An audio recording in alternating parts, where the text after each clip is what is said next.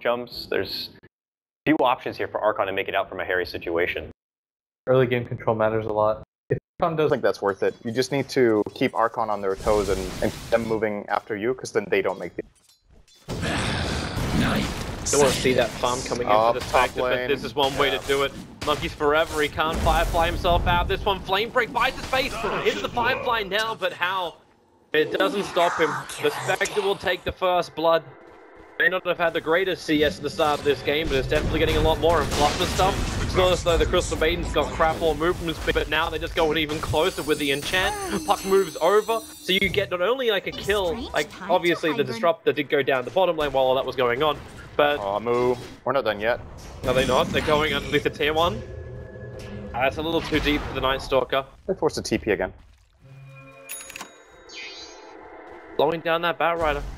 Delaying the Blink Dagger movement, like timing of his as well. It's gonna be really late this game because Monkeys Forever also went Crystal Maiden. You want to like semi-jungle, but it wasn't accessible. So he has to play it strictly as a counter jungler, but he just got outnumbered up top. Speaking of up top, Monkeys Forever is about to be initiated on. The Dream Coil is available. Meanwhile, on bottom lane 2, looks like the Disrupt is going to go down first, so we can now jump back up to top. So, 2 quick games from either side, mirroring their attacks, but it's a Batrider for a Disruptor. That's your trade-off. So again, this Blink Dagger is delayed further on Archon. Radiant's bottom tower is under attack. And again, I'm thinking. Bluff was one of the guys that persevered with the Crystal Maiden. Okay, that's a nice little pin. Monkeys Forever. What a great flame break. Just dragging back from Night Stalker. He almost kills the Whitebeard, however. And now Spectre. He will come in with a Dream Call. They catch out the 2 supports.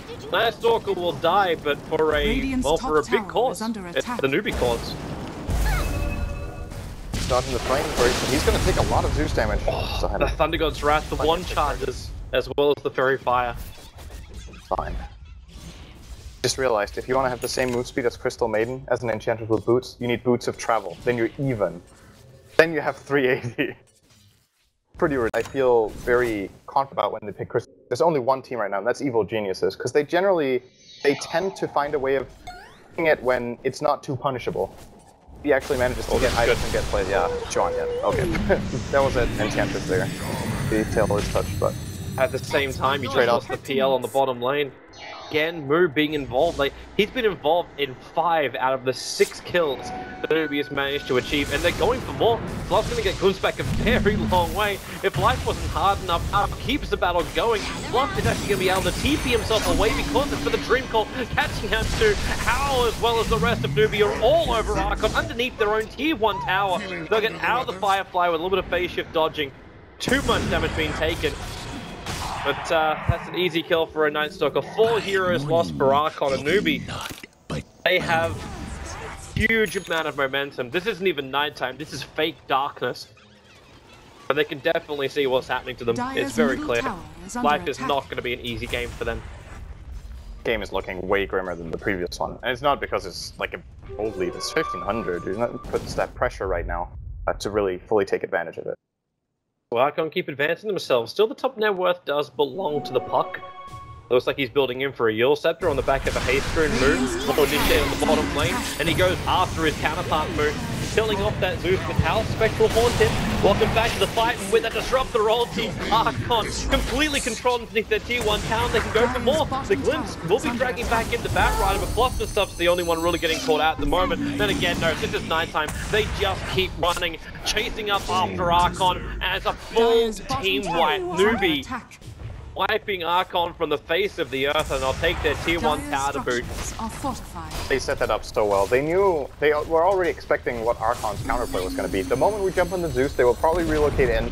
They static storm, they kinetic field, they easily find the PL and the Wisp there, and the fight is just, the moment they relocate into the static storm, the fight is just unsalvageable. They don't have the kind of lineup that can break out the 2 of them.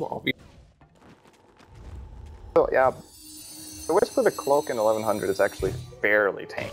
See that? No, but they drew a circle. Yeah, there was like a Chorn ping came out directly after it. How was there waiting and they went on the wrong one. And now Moo can move forward.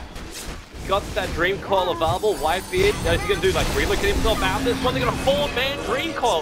Fluff's ulti didn't even last a half a second. and they just keep running over him. Jayo's trying to fight up against Chawn. He will be successful at this, but you giving up your life with the orb over. Moon's going to be picking himself up a double kill. Fluff will follow after. And again, Newbee with a superior fight.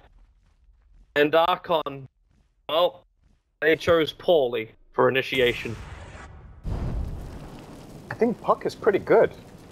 I think it's doing a lot this game, though. I think you're right, really Cinder. Good. I believe. I like this hero. Wait till find another one. Orbs up, they glimpse the Batrider, he can't get too far, not with a Void, and they're gonna see the Zeus, and they cancel the TP. Archon actually do get team wiped. The two sole survivors of Archon did not bail out, they remained.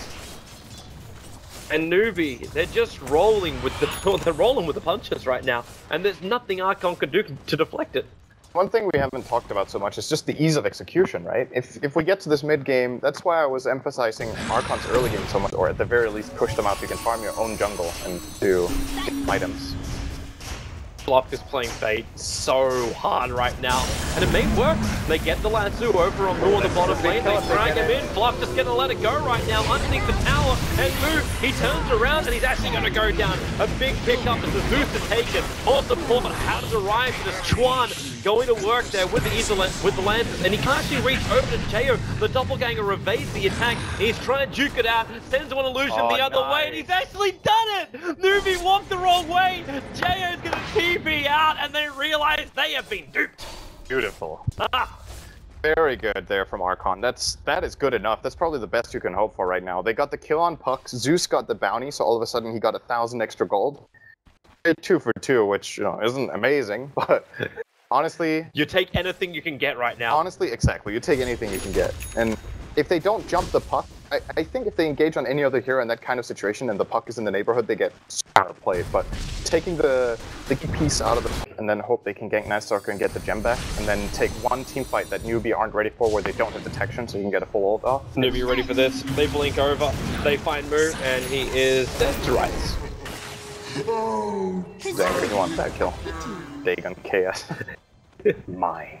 But it's all for, man. It's all going to the greater Lincoln Sphere, which is the next item coming up on Puck. Yep, that's going to be a new problem for Batrider to deal with, but then that initiation, which we saw at the bottom lane, is just not possible again unless Batrider picks up.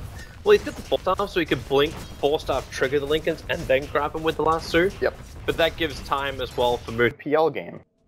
Too many good counters to the illusion. Oh, they jump out, the double silence, the double dream coil. The Batrider is already down, and they're actually going to lose the Zeus just as quickly. Fluff is going to be the next one on the chipping block. And look at how he's back at the tier 4 towers. Jayo, he burns through 3 defusal charges just trying to control that fight.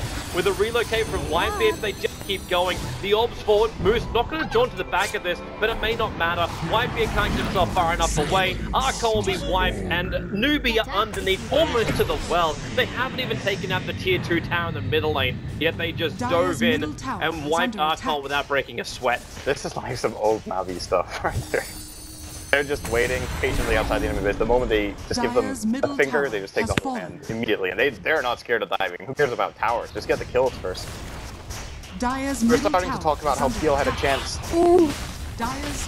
He just lost his team too quickly. Yeah, like it's hard. It's kind of that simple. Like when you have Puck at initiation like that, like he got a perfect double silence, disrupted, then controlled move. The Zeus didn't offer any. Phantom Lancer can't use Manta, but it also means like Phantom Lancer, if he's ever thinking about going into a BKB, trying to stand these fights, he cannot do so. Nice Lancer, catching out Chuan. Can they heal him off quickly, however? That's the big question, and the question is no. The Puck just comes through. A 3-man dream call. Fluff will die in the tree line. Again, PL has lost everybody. He's by himself, he'll doppelganger himself out of here. There's no glimpse of Marble. Moo's on the hunt, but Jayo just tries to hide as far away from the Newbee lineup as possible. But this time it will be a mid-Raxi against Archon. 34-14, Newbee. They've now reached over 2,000 advantage in both gold and experience. This thing... Dire's middle barracks has fallen. Belongs. They didn't even use the Aegis. It wasn't even close because they jumped on Chuan, but Chuan has a pipe in this game. Obviously, an incredibly good item against Zeus. They don't burst him in the lasso, he doesn't die. No.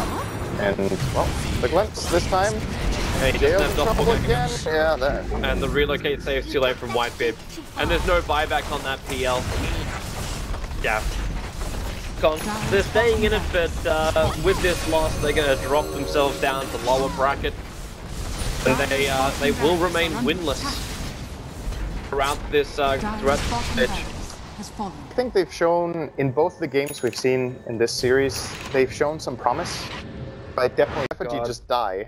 And they see the Spectral Horn, they see everything. And the Disruptor ulti, Baron Rider as well as the Wisp get caught in that one. It wasn't even the real Spectre that was attacking into Fluff and stuff. He just melted as that Crystal Maiden. The 1-8 life for the Crystal Maiden was not a nice one. But they call the GG now, Archon. They went for one last YOLO play. But, well, 2 lives and both would take it from Newbee in this best.